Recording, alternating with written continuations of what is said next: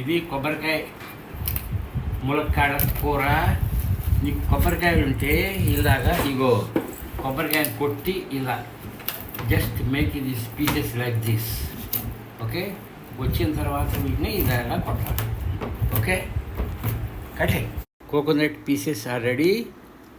You keep everywhere and grind them out and make powder. If you get already a coconut powder, use that. See, soak this బియ్యాన్ని soak చేయండి. ఇది drain చేయాలి. చూడండి soak చేయడం. ములక్కాళ్ళు ready.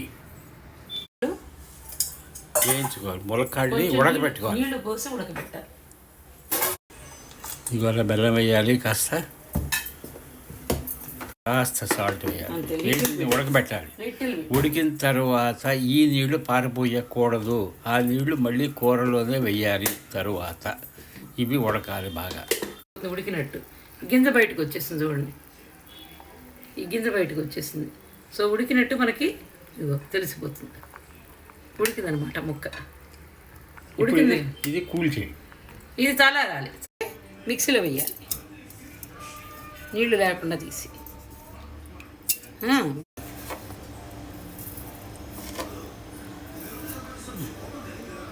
కారాన్ని బట్టి, టేస్ట్ని బట్టి ఎండుమిరపకాయలు, ఉప్పు, జీలకర్ర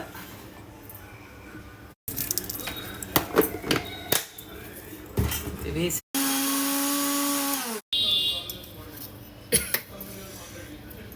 చాలా. ఇంకా వేనా చాలు. బియ్యము, ఎండుమిరపకాయలు, ఉప్పు, జీలకర్ర వేసేసి రుబ్బాలి.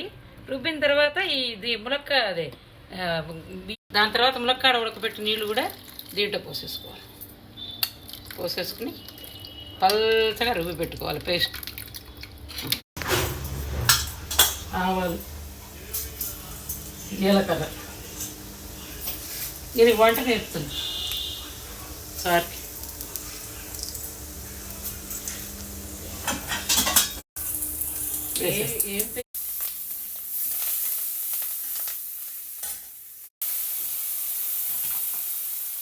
ములక్కాడలు ఒక్క నిమిషం మగ్గనివ్వాలి నూనెలో.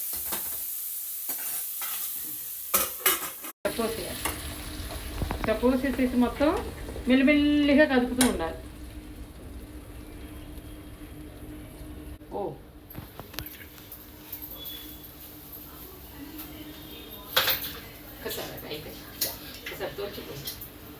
అది మళ్ళీ ఇట్లా గట్టిగా వస్తుంది. దగ్గరికి వచ్చేసింది చూసారా పేస్ట్. అంతే.